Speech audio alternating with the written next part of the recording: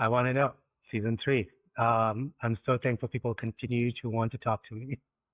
Jokes aside, this is a really fun season for me because I got to talk to a lot of people that I had kind of niche conversations with on the side that I thought would be really fun to bring it to the forefront. A lot of the things that we're discussing really vary in terms of topic, but that's always in the nature of this podcast. My idea is to really seek to learn, to understand, to grow, right? And then to also help you learn to seek and grow, right? The first episode is all about something that's really near and dear to my heart, which is film. I watch a film a night. Anyone that ever watches any of my stories knows I'm literally watching movies all the time. But it's mainly because the idea of film, this idea of narrative, makes me feel the most seen. Even though maybe when they're not my perspective, I think having that broader, holistic understanding of the world has really empowered me in so many aspects of my life. So I'm very excited to be talking to a filmmaker and a really good friend of mine, Marwa, about what it takes to bring film into this world, about what it takes to bring stories into this world, and why we need stories from different perspectives. We also talk about the importance of community and also why there are certain barriers that still need to be broken, especially when you're a person of color. So I'm very excited for this and very excited to introduce Marwa in this first episode. So really, let's get into it.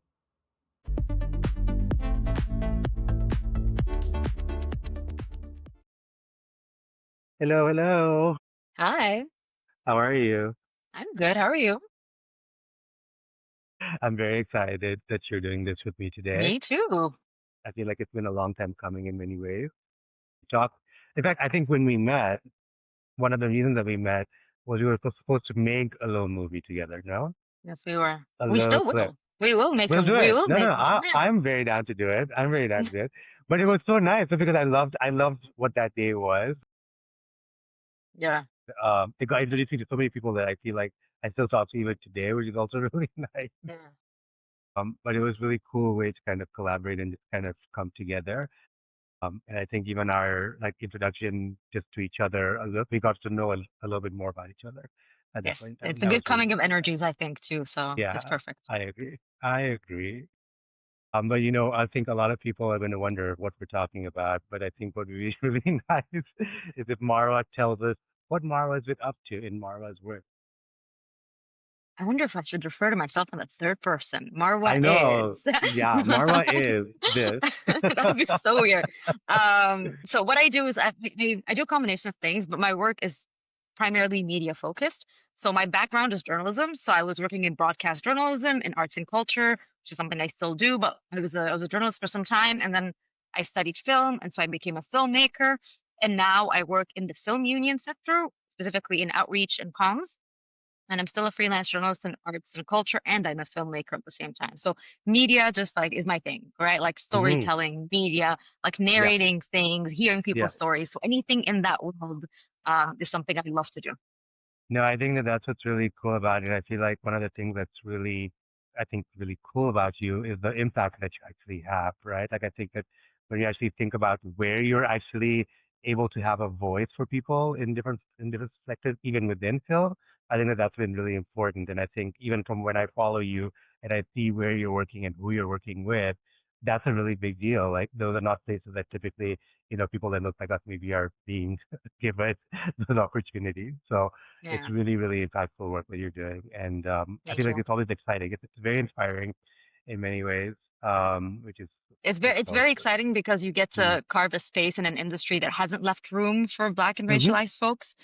And it's creating it so slowly that a lot of us just feel like, am I going to have this space forever? And what do I do with it while I have it? So that's also a sentiment that a lot of us kind of experience. I believe I'm not the only one who has that feeling. But I think the space, and I'm saying that's, and I think that's something that a lot of us probably like carry as a concern is that like, is this sort of a trending thing, or are we forever going to have a space where we can vocalize our stories and represent Yep. ourselves for a change? So that's a big conversation. And no matter how far you are in your career, I think everybody has like that thought in the back of their Always, minds. Yeah. always, and I think like it's funny because I feel like when you are someone with who obviously is not white, the challenge is when it comes to when you're rewarded with something, you're always questioning that reward.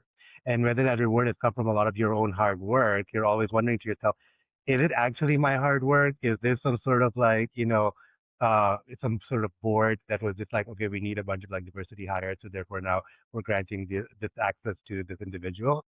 That always, it's always like there, 100%. like it's like, oh my Yeah, god, like, yeah. but also the need to prove yourself at that point too, and just be like, I now need to do like 10,000 things to kind of like I had to validate the fact that they overperform. took this chance.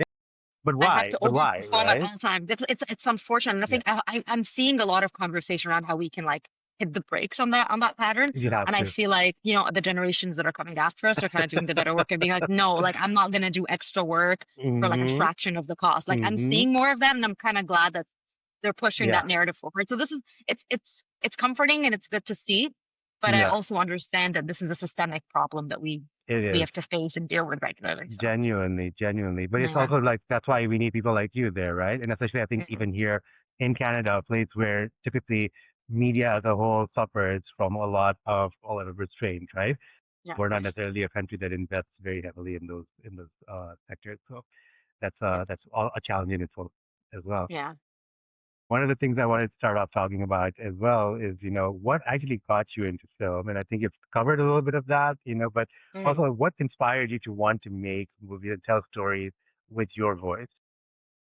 So I went into journalism school, um, and it was at the great disappointment of my parents. It was something, like I think it's also and I'm looking at it now from my current perspective, and I understand as immigrants to a country where you often Right. feel like um you don't even come second. You don't exist. Yeah. You're not, Yeah. you're not front and center in any of the dialogues that happen politically, socially, economically. And so what you want Yeah. to do is the safest thing. And for Yeah. them, being a journalist felt incredibly unsafe because Mm. also in the communities we come from, the political tensions where we come from and the environments that we were exposed to, journalism didn't feel like a feasible option. And it No, also didn't pay, which is like a big, we know this that's the big conversation, right? factor. Like, yeah. So there was just like, there was a lot of, resistance from my family. And then as I became a Mm. journalist, it kind of opened up the room for me to be like, okay, well, this is some kind of storytelling that I can do. But the truth is, there's always going to be an editor in chief. There's always going to be demands for certain types of stories. Sometimes I'm just covering random things like car accidents and traffic. And I thought, I may be doing work that I believe is meaningful, but is there actual substance in what I get to do as a journalist? And Hmm. how much control do I have over the stories I tell? And so somehow I feel reflexively became this desire to tell stories differently and tell stories that actually matter to me. I went to see a documentary in 2011, and it was called Soundtrack to a Revolution, and it was about the music that was created during the civil rights era, like the songs that were actually part of like the chants and the musical movements that were part um, of the liberation at that time. What Black people were doing to actually claim their space, and how that resulted in being a much bigger movement than just political. It was also social. It was also socio-political. It was various communities. So I watched it and I was like, I didn't know you could tell a story that way.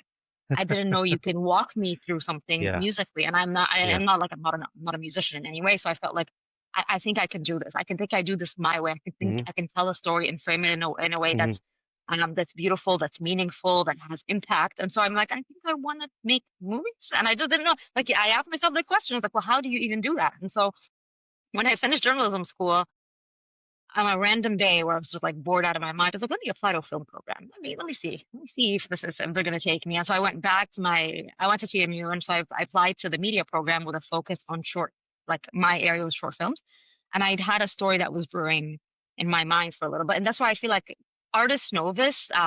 If you ask them when they became artists, they'll tell you I've always had things just like Hmm. brewing in the back In of your my head. mind. Everything felt like a story. Everything felt like a picture. Like everybody has an experience associated with their artistic growth. And it always goes back to a very like fundamental primitive time in their lives when they were just like children looking at things a certain way. And so Hmm. I knew my brother, I have a brother, my youngest brother is on the spectrum and he's nonverbal. And I've always been aware of the perspective of a disabled Black man, which is not the same as a disabled white man or a disabled white woman or disabled white person. So I felt like, how do I tell his story? Because I also felt like my brother's always been a secret, Hmm. is that you couldn't really, tell the stories of autism openly because it's like you stigmatize the disability so much. And, I believe now people are more aware of what ASD is and what it looks like and its complexities and the spectrum. But I wanted to tell my brother's story in a way where people could see what he looks like, but also question their conscience when it comes to how they perceive people with a disability, who are living with a disability. So I made a story. I wrote a 9-minute film.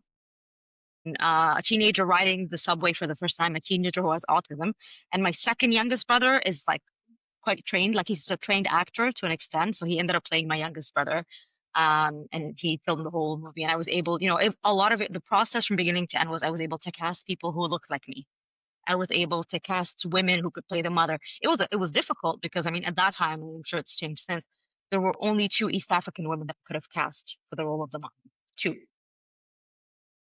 Things have changed quite a bit since, which was great to see. But and I was like, well, I'm not going to tell a story where I'm not fully represented. I wanted I wanted women to work on set. I wanted a lot of the leadership to be women, and so the experience to me. Like when I talk about grad school, I just talk about making that movie. All of the like the thesis and all that stuff. I can't remember because like making the movie was transformative to me because something was just an idea that was living in my head, and it manifested into characters and stories and like what they ended up being was so much greater than what I would have imagined. But I think that's what the creative process is, right? Is that you also at some point have to let it go and take shape on its own.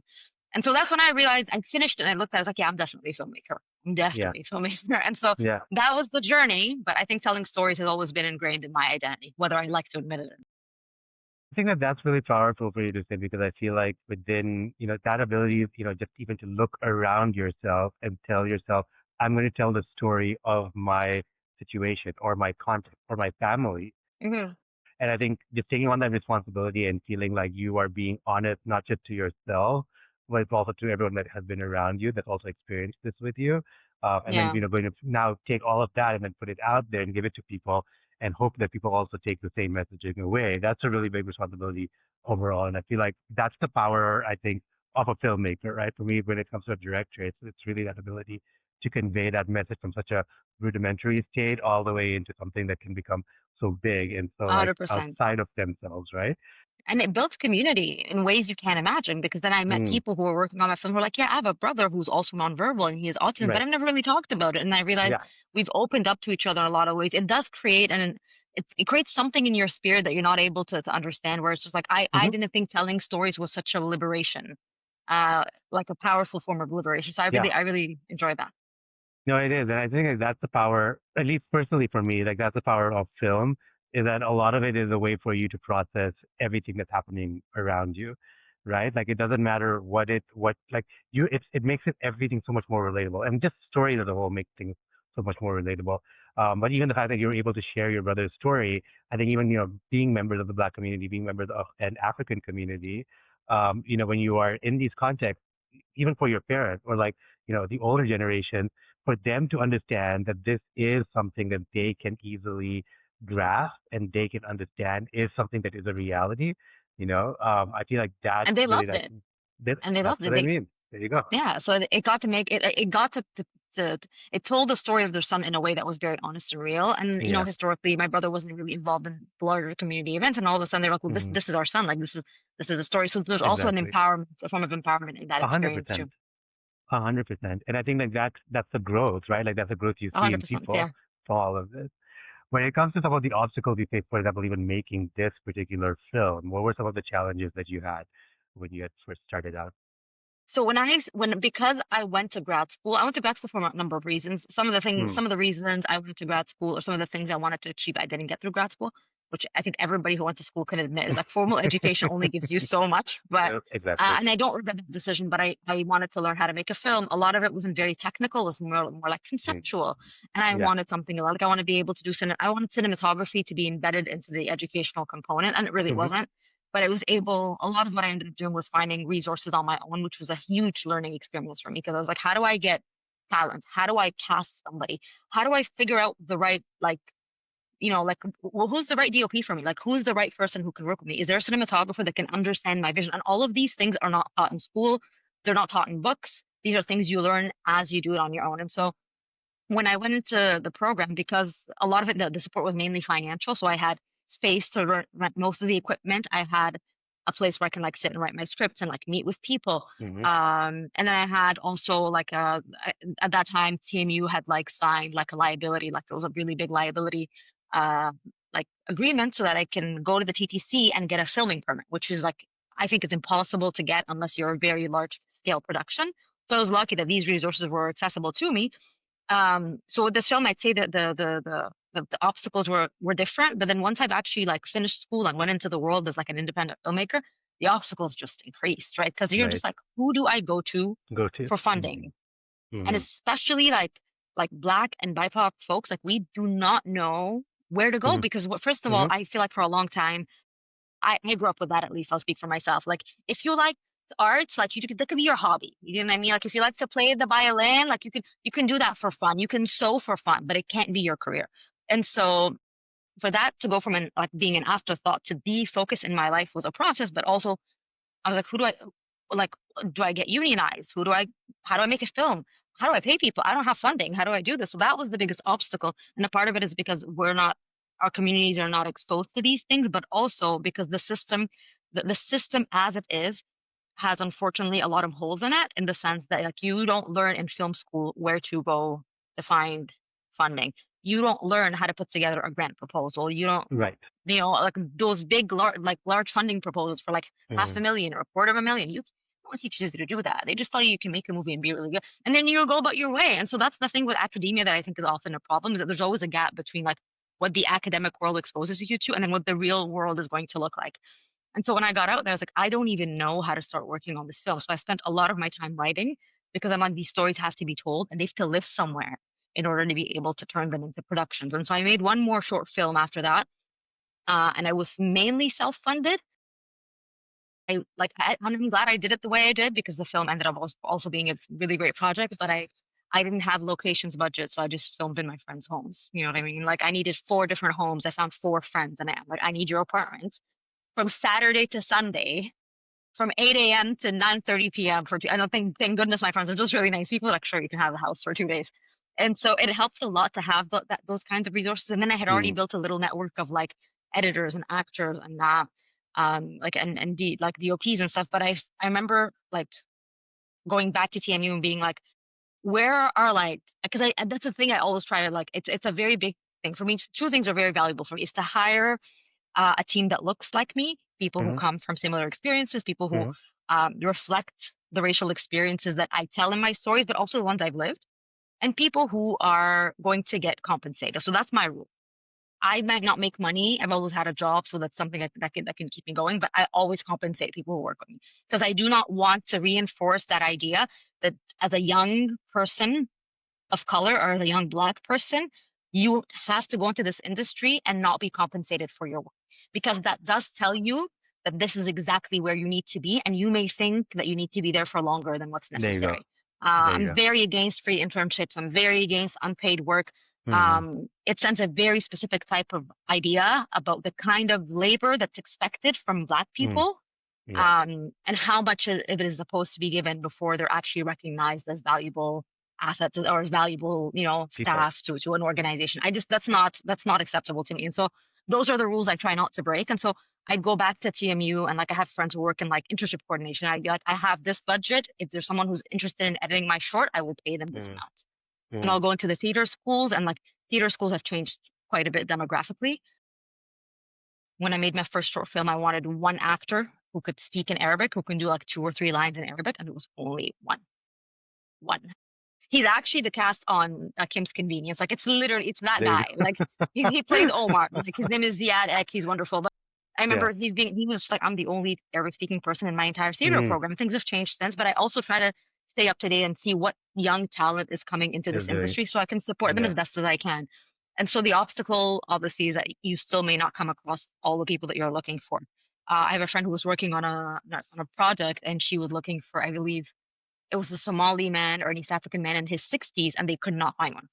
Anyway. They found Yeah. one in the States, and like it was just a process to have to get him to come to Mm. Canada. So that these are real problems that we have, and you know, I understand that Canada is a very big country with diverse communities, but how many of them want to make movies, right? Or how many young Exactly. people, right? How many people that are my mother's age in their 60s want to go on set and film? Some of them No. might want to, but they may be able to, but it's not most of them probably wouldn't be interested in that No. in something like that No. at this point. So it's a process, right? So those are the obstacles. Like how do I tell the story as Yeah. authentically as possible? And then where do I get the money to Get make it? all the people. And so I Mm. think it's an ongoing thing for Yeah. most filmmakers. Yeah. Also, the funding sources are very limited, and that's a thing. That's a structural problem that I think It is. will be a longer conversation. But like there are only so many funds, and then there are, without mentioning any names, there are organizations that give out grants and funding. Um, but most people I know have been rejected 4, 5, 6, 7 Mm. times because they also want the big names. They want the big production companies. They Yeah. want, the ones that are associated with big production houses or big distributors. So that ends up creating a certain bias in the process. So a lot of people end up giving up, right? And this is a conversation I have a lot now in my field, where I meet festival CEOs who are just like, people give up on making films after one movie. They Yeah. spend it I out could of see that. pocket and they run out of money, and they're no longer interested. So how do we change that? Mm. That's the big It conversation. is. It is honestly like I can 100% empathize with that. I think that is one of the challenges of being a creative in our country, unfortunately, is the fact that it's not very motivating when you also have to go through all these hurdles and also be the creative mind behind something. Because you're also like the responsibilities just keep piling up. And then you have to Mm. actually tell yourself, I need to make something that's worthwhile, not just my time, but everyone I've now recruited and also Yeah, now all these people that are backing me financially, the onus becomes so immense on a creative that it's a really hundred hard then to percent. to feel creative, right? And then you're like, Absolutely, it oh, drains like you. it It drains you. completely, And that's why completely. I need breaks between films too. I have to take breaks because, well, I mean, I have so many ideas just waiting to be like Mm, to be turned into movies, and I have a mini yeah. series that I'm looking to.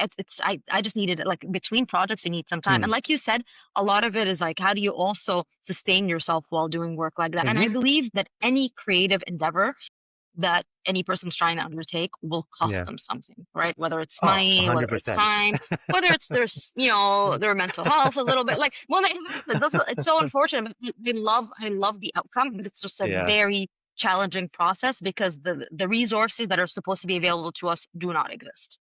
No, it's exactly that. And I think like, and this is not, I can't speak for everyone, but coming from an immigrant background and coming from a background, obviously, growing up in Africa, Hmm. growing up in the continent itself, you are not also you may have had this creative intuition, but you've had to stifle it for so long. And then when you are Yeah. given that opportunity, you almost have to do this work of unlearning everything that you did to kind of suppress that process.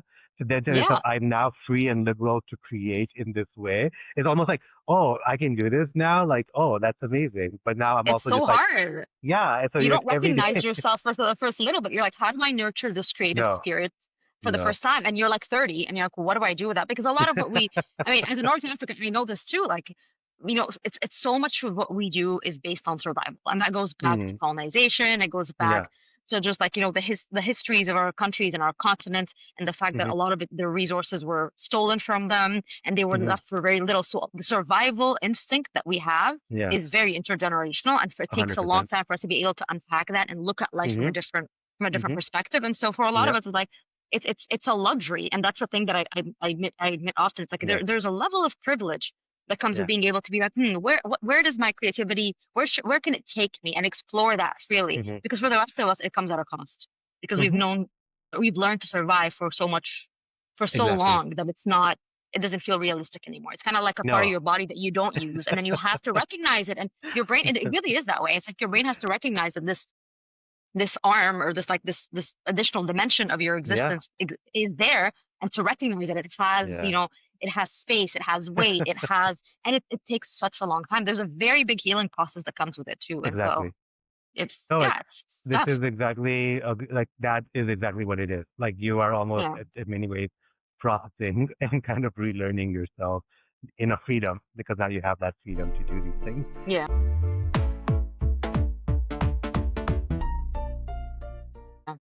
One of the things that I'm also curious about is that, you are working with younger filmmakers now and filmmakers who are, coming into this team currently, and hopefully more Black individuals who are going to tell Black stories.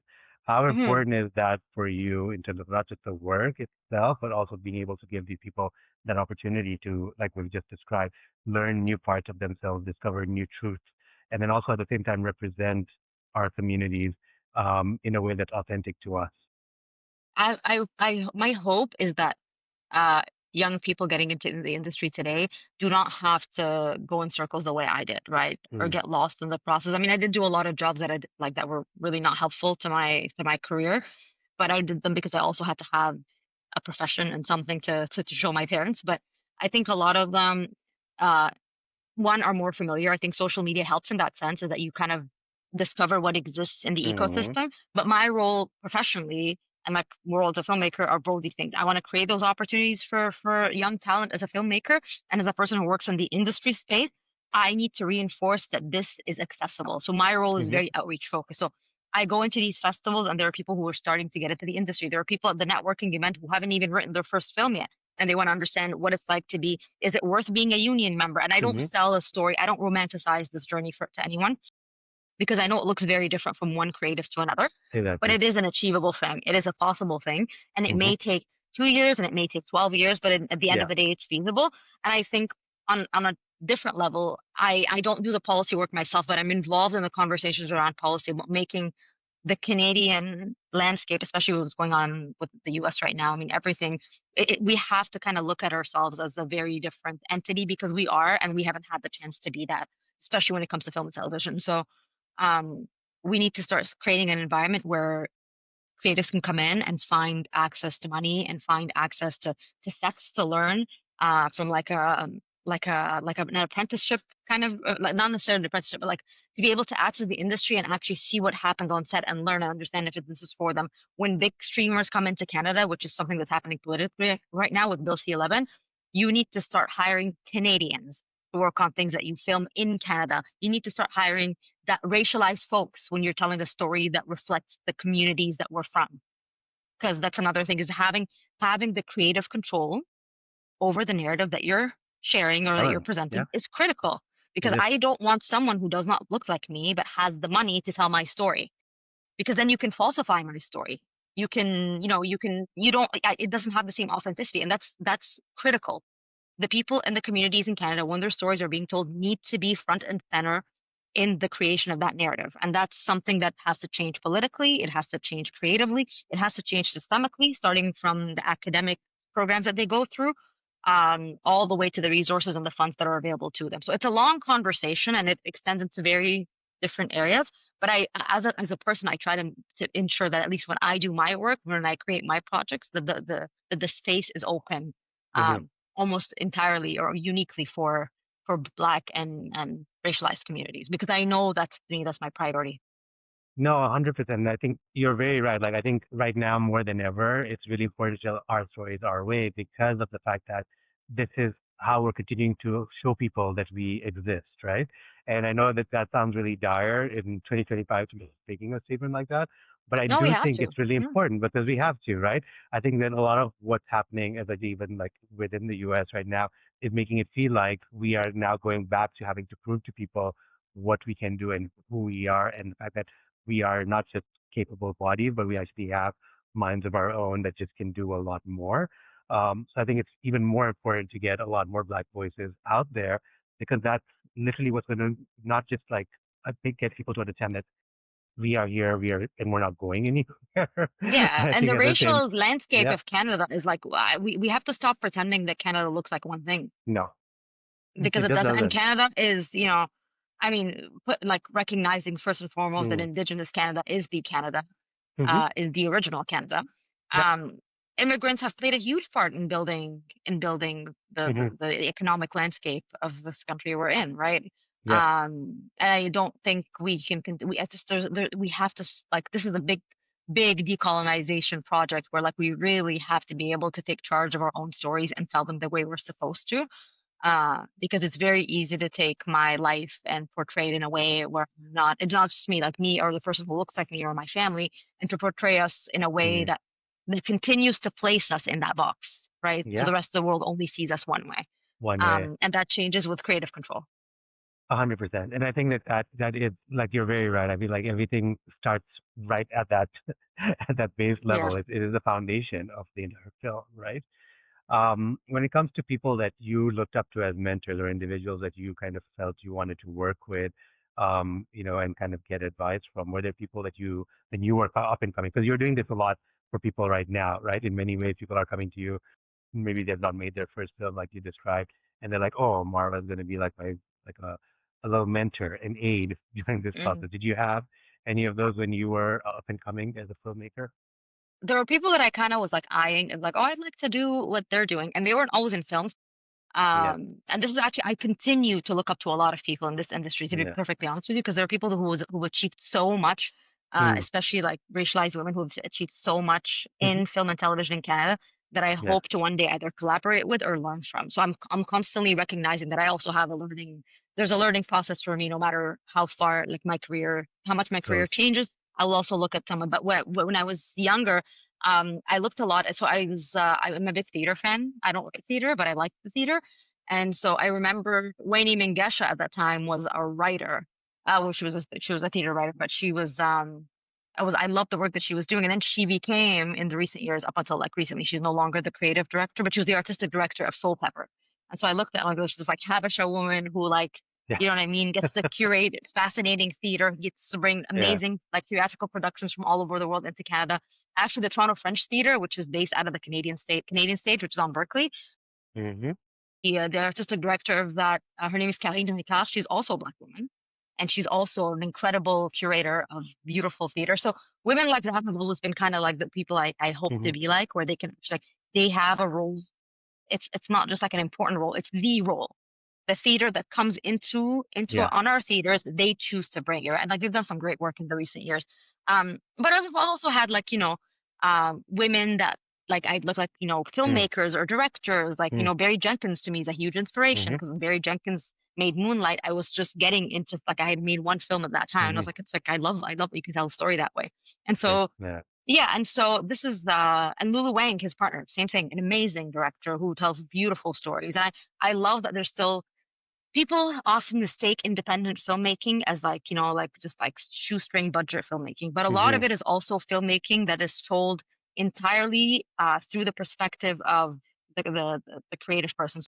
you know when you make an independent film, it also means that you have almost entirely like a say, almost Mm-hmm. to an extent, you have a say over how the story gets told and how it unfolds, and you're not restricted by an executive producer telling you how to channel that story. So I've loved people like that for a very long time. I like the work that they do, but there are so many talented people in Canada, and I think what they continue to do is really important. And they're Mm-hmm. current players, like key players in this industry. So it's really impressive, and I love to see that. And I hope to have a list of 100 people for you one day. That's when things I think will change. Right now, I have a small list, but I Yeah. hope it'll get bigger. So I think that that's really, really important for us because I feel like, we are very easily a population that always looks south to try to understand and try to like get any idea or like inspiration in terms of who we should be emulating or who we should be yeah, working like, right? And we forget that yeah, within our own country, there's plenty of people who have probably gone through struggles that are even maybe greater than what yeah, people for in the sure. south have gone through because we're also a very small country in some ways. Yeah, of course. But the reference is important. It's so important to have a reference, a creative reference for what you don't have to do what they do, but you have to see their path as something you would hope to recreate or at least follow to an Mm, extent. So I'm glad I yeah. had that. In terms of what you're hoping to do in the future and story that's planning to tell in the future, what are some of the things that you're looking at trying to get out there? So there are a couple of things I'd love to achieve. Mm, Some of them are in progress, some things are just like early ideations that I just, I want to see them become more concrete, but mm, I am working on my first feature. So I'm writing my first feature, and it's an immigration journey, so it reflects the story of immigration, but the journey itself from the perspective of a child, not from the mhm, perspective of the mhm. parents. So it's Yeah. told in a very vulnerable way, and Mhm. it's just the idea of an identity crisis. I think every child of Yeah. immigrants has this story, or not the story, but this rhetoric or this conversation in their mind was like, where do I actually belong? Right? Because you're always suspended in the middle. You're just like, where 100%. do I like? Where am I? Yeah. What's my place? Who are my people? And I think Mhm. these things are changing now as like we're settling into these spaces. And again, creatively, there's a lot of that you can build community through that. But I'm working on this feature that I've been writing and rewriting and rewriting. Um, but that's one thing. And then the other thing is I want to create a collective because I know that whenever I work on a project, Mm. I have to go and find someone to work with me. But what if there was a Yeah. place where we could all come together and like Yeah. exchange ideas or help each other or support each other? Because again, I think the community component doesn't get spoken to enough. I know we also Mhm. romanticize community, Yeah. I think like the old definition of community, like the ones where we grew up with the aunties and you know what I mean, it's great, but it may not be the definition for everyone. But I think we also need to create environments where there are like-minded people who can inspire one another and who can support one another in their pursuits. And so I want to Hmm. create this collective that is, made up of people. There are a lot of projects that exist in that sense. Like BIPOC Hmm. TV and Film is a beautiful organization. It was mainly volunteer run, which is also something that I Hmm. respect immensely. It's not easy to do that, and there's a Yeah. lot of burnout involved. But they do that where they create employment opportunities for people who are looking to get into film, television, media. But I also want to create an active collect, and I hope to be able to seek support or to work with all these other organizations that currently exist to create something where like a go-to Place. collective where you can Yeah. find the talent, Yeah. where you can find the writers for the writers' room. So you're not telling Hmm. a story about Black people and have a writers' room of no Black people. That You know people. what I mean? So, which is like that. It's like, or like, have just a story, a writer's room of people who look nothing like the story being told, which is like the most common Mm, problem. So it is. I want that to change. And I think if you knew where to go, right, then we can also, when we recognize that problem and address it, we'll say, well, this place exists. You could have gone and gotten what you wanted from there, but you didn't. You chose not to go. So we can hold Think. people accountable that way as well. I think that that's really, really critical. And I feel like, even in building that collective, you are sort of refashioning how this industry actually works, right? Because Hmm. I think that that's the one thing that the industry is also really good at is that it typically will gatekeep and silo certain things and kind of shovels you into a certain way of working, which is not necessarily favorable to all groups, right? And I think like when you do something like this, when you do actually bring people together and you kind of show that sense of solidarity, this is a group of people who actually can do these things for you and are Yeah. available to do these things for you, then you look at the system completely different and you feel I think personally, if I was a person of color entering this space, I feel a little bit more capable than, a lot of people probably currently do right now, where it just feels like I have to get through all these gates to kind of get to where I need to get to. Yeah. And not everyone you come across will help you. That's another thing. So you need to find your people Yeah. so they can help you. I'm a firm believer in that. I'm also a firm believer in the fact that it's not things. I think people really believe everything should be reciprocal, which Hmm. it does not have to be, right? I think you have to be able to say to yourself, if it needs to be reciprocal in a way that makes sense. It doesn't always have to be, I'm giving you money, because I took money from you. No, I think it has to be in a way that actually feels intuitive and natural to the It has to process. be balanced. It doesn't have to be Yeah. transactional. That's the big No, thing, right? Yeah. that's the perfect word for it, right? It does Yeah. not need to feel transactional. Marwa, I feel like you're going to give people a lot of insight right now on something that I think people take for granted a lot. And that was one of the reasons that I really was very curious to talk to you about this. Today is that, we live in a country where I think we're just assuming that things are just being made in a way that's favorable to us. We also assume that because we are a country that appears very diverse, that we are diverse in our ways of working, which we clearly are not, and I think that we are still a country that has a lot of work to do, not just in recognizing the fact that privilege still continues to exist in a very paramount way, but also in the fact that like we are a country that is capable because we are so diverse, because we have so much around us, right? So I feel like a lot of what you've highlighted will really showcase that to people and hopefully start a conversation for people, I even hope within so. their own homes. I hope so. But I'm very excited and I'm very curious to see what you will be doing next with this feature film, which is going to be very exciting. If people wanted to find you, where can people find you? You can find me on Instagram. So it's the name, my name, Marwa Siam Abdou, just one line. And yeah, I'm pretty reachable. So Yeah, you'll always hear back from Marwa me. is reachable, and I will share all your links. And if anything else that you want to share, I'll also share that as well. But I really want to Thank you thank so you for much. taking the time to do this. It was such a pleasure. I Well, feel like thank you we've for talked this about this outside. opportunity. Yeah, and thank you for also holding space for people who look like us because I think, this That is my thank you for only making that responsibility conversation now. possible. Thank you.